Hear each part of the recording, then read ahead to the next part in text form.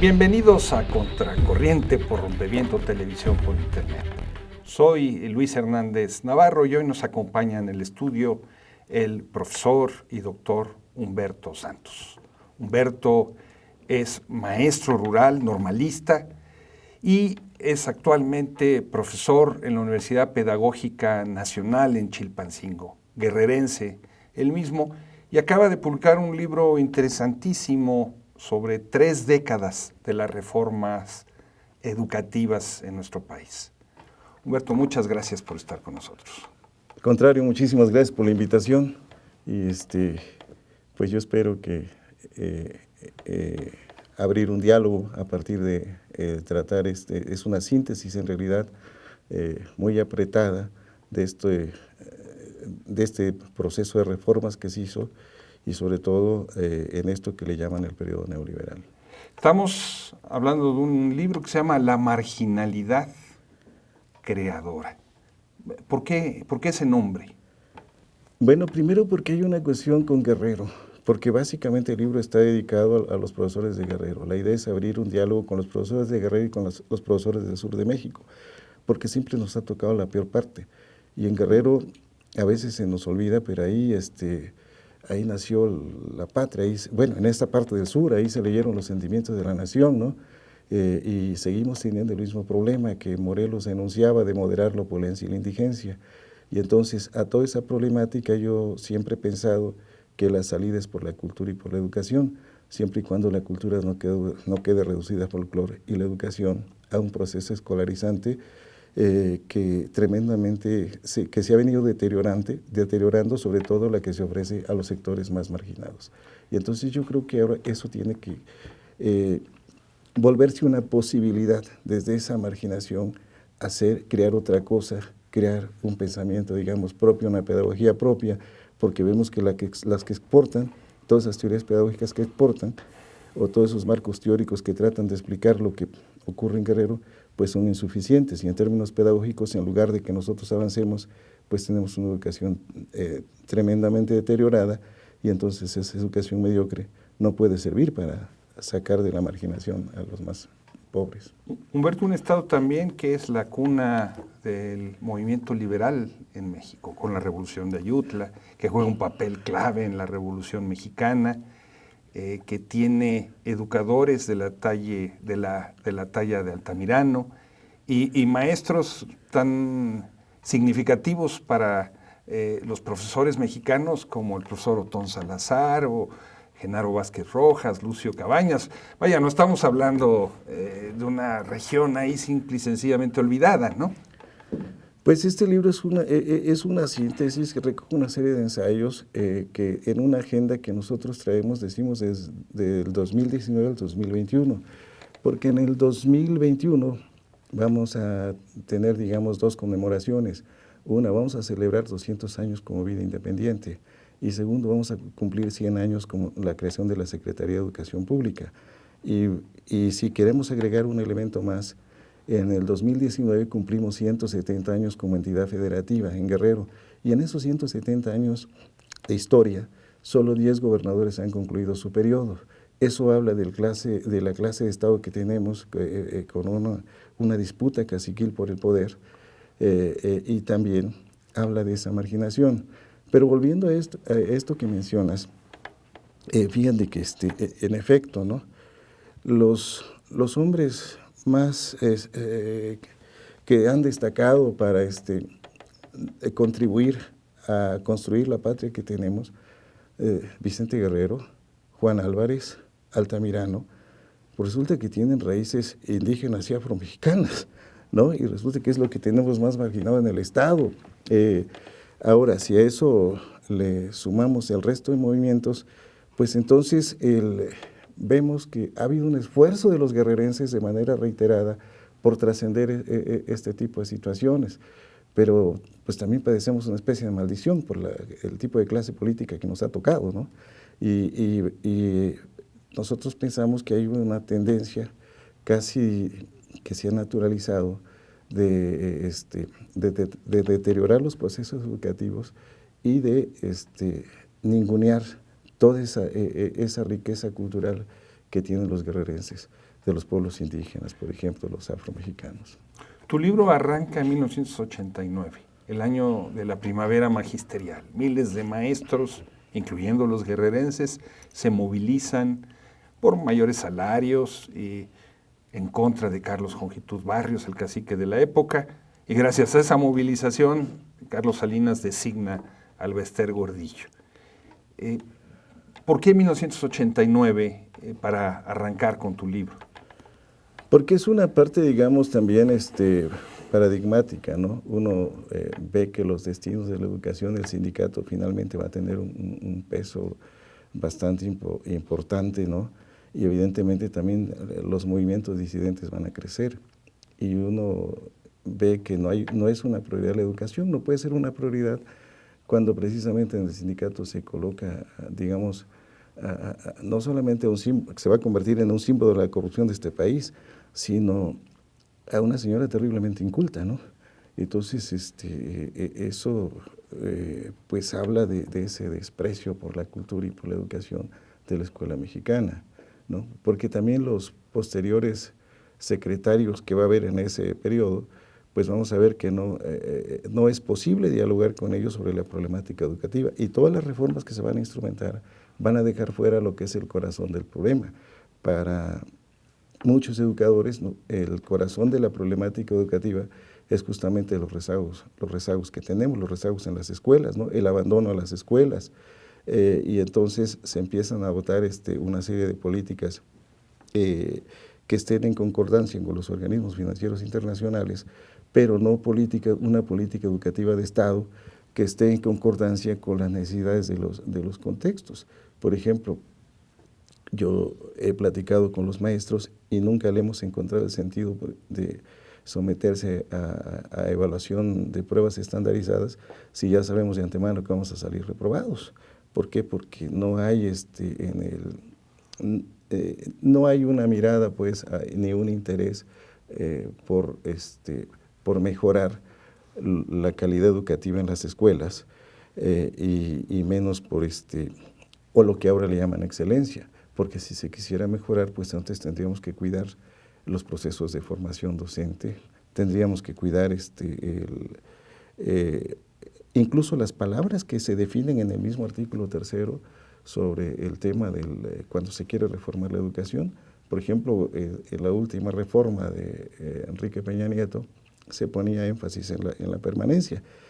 Y pudiéramos estar de acuerdo, el problema es que la permanencia hablaba de los maestros, pero no hablaba de la permanencia de los niños en las escuelas, es decir, la obligación que tendría que asumir el Estado para que el niño que ingresara desde preescolar hasta la preparatoria, pues efectivamente el Estado asumiera esa responsabilidad de que esos niños culminaran sus procesos educativos. Entonces cuando nosotros llamamos ese proceso escolarizante, es que pueden abrir una escuela en la comunidad más alejada, le pueden mandar un maestro, pero pues si se le abandona, pues ya se sabe cuál va a ser el destino de esas escuelas, ¿no? Hoy podemos ver eso en amplias zonas del estado de Guerrero, ¿no? No solamente en la montaña, la parte de la sierra, y aparte otros problemas que han agudizado, que justamente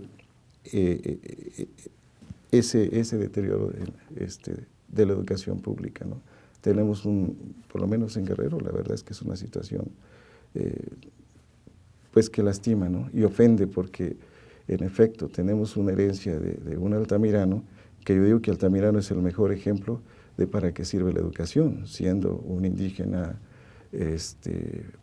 una persona de origen indígena pobre. Del municipio de Tixla, que en ese tiempo pertenecía al Estado de México, pero que tuvo la fortuna de que había un pensador sensible, quizás el más brillante del liberalismo del siglo XIX, que era Ignacio Ramírez, que creó una beca para estudiantes pobres y que luego se hizo su maestro. Entonces, una buena educación pues permite que a la gente superar esa marginación, ¿no?, de la que estamos hablando. Humberto, una de las grandes reformas en el periodo del que hablas es la de 1992, la descentralización educativa, ¿no?, la firma del Acuerdo Nacional para la Modernización de la Educación Básica. En esas épocas, desde un poco atrás, se pensaba que el centralismo era la culpa de todos los problemas educativos. Entonces, que había que pasarle competencias, funciones a los gobiernos de los estados. Hoy, ¿no? 2019, ya estamos en 2020, pero tú llegas hasta 2019, el presidente López Obrador habla de recentralización, ya no solo de la nómina, sino de otras cosas del proceso educativo. ¿Qué balance haces tú, qué reflexión haces tú de este movimiento pendular entre centralización, descentralización? Pónganle los nombres que le pongan. Bueno, lo que nosotros decimos ahí es de que en el 92 pasamos de un centralismo local defectuoso a un centralismo local peor y más corrupto todavía. Es decir, eso empezó a pudrir las instituciones educativas de todos los niveles. Por ejemplo, en el caso de la Universidad Pedagógica, hasta ese periodo, el ingreso a la universidad era, digamos, más o menos decente, se hacía un examen de oposición, en fin. Después de eso, el sindicato institucional, los sindicatos charros, pues empezaron a meter personas sin ningún criterio, con negociaciones oscuras con las autoridades de la Secretaría, y eso lo han preservado todavía, ¿no? De tal manera que alguien que entró por métodos no muy claros, sin tener la formación académica suficiente, es la que de pronto estaba formando a los nuevos profesores.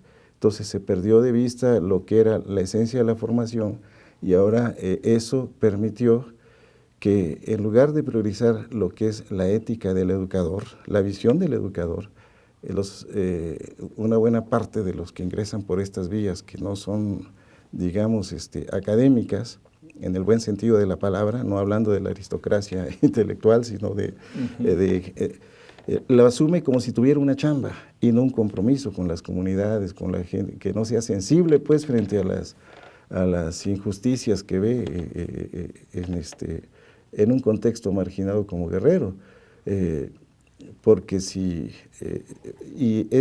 se puede observar, y hoy lo podemos ver. Yo les decía a mis alumnos, yo soy de la última generación de 4 años de la normal, ya es la última, ¿no? Alcancé a egresar con esos 4 años. Pero nosotros nos educaban para que los niños de primer año, en los 3 primeros meses, aprendieran a leer y a escribir bien. Hoy vemos con tristeza que en la secundaria o en los últimos grados de la primaria, y los maestros ahora salen con licenciatura de las normales o de los centros de actualización del magisterio de la UPN, y no aprenden a leer en varios casos. ¿Y eso de quién es culpa, Humberto? ¿Cómo explicarlo? Yo creo que es la propia Secretaría de Educación también que instrumenta estas prácticas viciadas y corruptas, porque bueno, si no hay una interlocución con alguien que sepa educación, por ejemplo, ¿qué clase de interlocución o qué clase de debate pedagógico educativo se iba a establecer con el señor Nuño, por ejemplo, ¿no? ¿El sargento te refieres? Sí, en el periodo de Peña Nieto, pues, ¿no? O sea, ¿cómo se iba a establecer un diálogo pedagógico ahí? No se podía, y así ha habido otros secretarios, ¿no? Porque en otros tiempos hubo, pues, personas pensantes, digamos. Pasó por ahí un Torres Bodet, bueno, desde Vasconcelos, pasó Porfirio Muñoz Ledo. Torres Bodet, que no tenía mucha simpatía por los maestros. Sí, pero él hablaba de los maestros otonistas, decía que nunca había visto tantas camisas huérfanas de corbata y tantas uñas de luto y tanto pelo ensortijado. O sea, no es que fuera tampoco muy amigo de los maestros, pero... Efectivamente, había una visión elitista de la cultura, ajá, pero finalmente ese plan de 11 años dio resultados. Algunos de nosotros pues aprendimos. La educación normalista jugó un papel importantísimo ahí.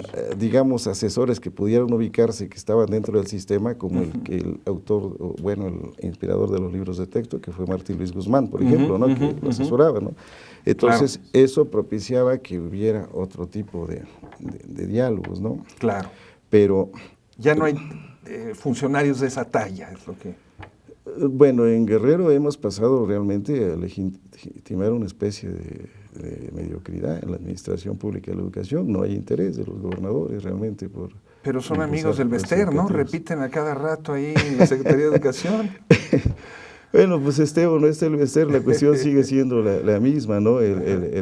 Yo creo que aquí lo que necesitamos es, sin que nos por eso abre ahí el texto, si es una reforma, una revolución, en los términos de Luxemburgo, de Rosa Luxemburgo, pero también en la perspectiva de Altamirano, efectivamente, cómo recuperar ese espíritu, ¿no?, de Altamirano, cuando uno lee todo lo que él pudo hacer, ¿no?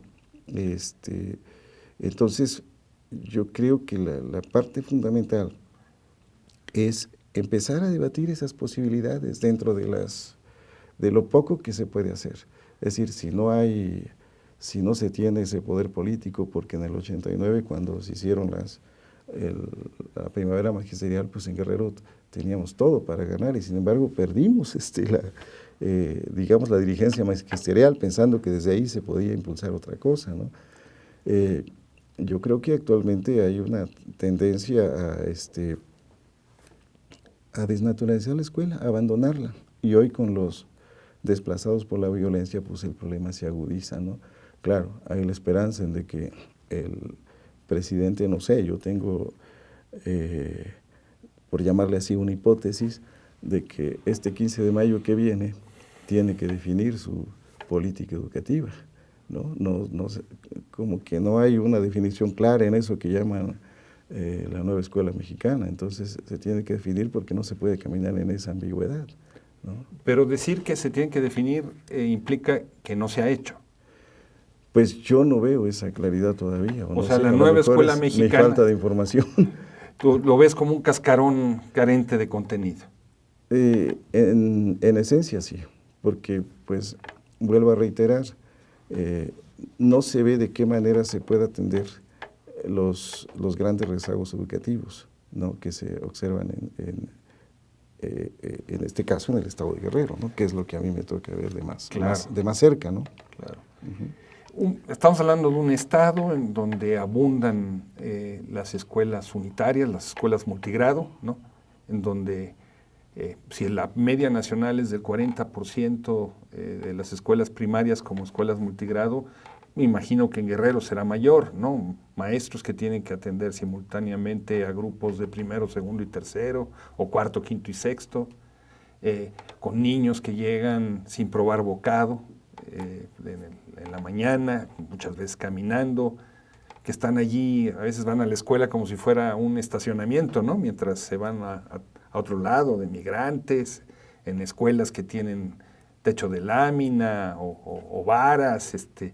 ¿Esa es la realidad de Guerrero?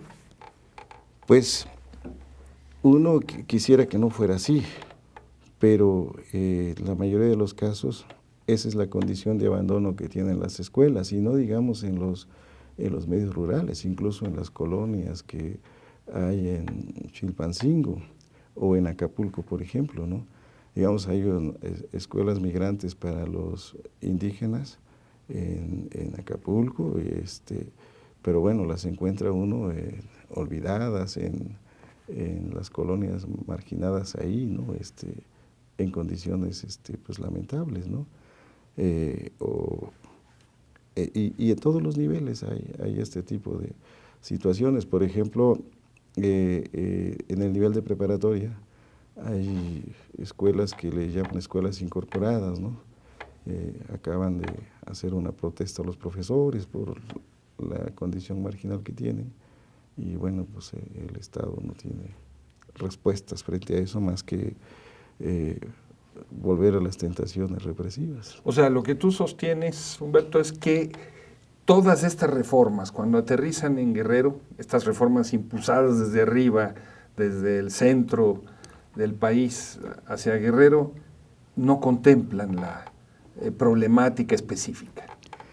Es que no hay una lectura contextual de Guerrero. Y a Guerrero se le conoce desde la raíz o no se le conoce, pues, porque de pronto los estudiosos que hacen, los estudios que hacen desde diferentes campos, pues de pronto como que no entienden muchas cosas que ocurren en el caso de Guerrero, ¿no? Por ejemplo, en los años 70 hubo algunos estudios, ¿no?, que trataban de explicar qué pasaba en Guerrero, y lo querían explicar por ejemplo, desde el paradigma de la lucha de clases y eso, ¿no? Pero bueno, en las zonas indígenas había otra cosa. o la guerrilla, los movimientos guerrilleros tenían otra explicación también. Entonces yo creo que el problema, lo mismo pasa con el tema de la escuela pública, ¿no?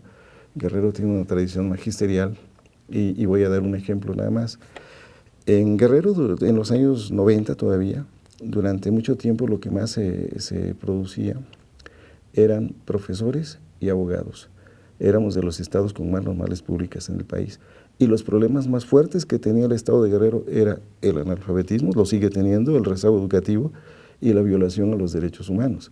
No es casual que en Guerrero se haya creado la primera Comisión de Derechos Humanos, antes que la nacional incluso, porque era un reconocimiento explícito de que en Guerrero se violaban los derechos humanos. Luego, a esto hay que agregar otra cuestión.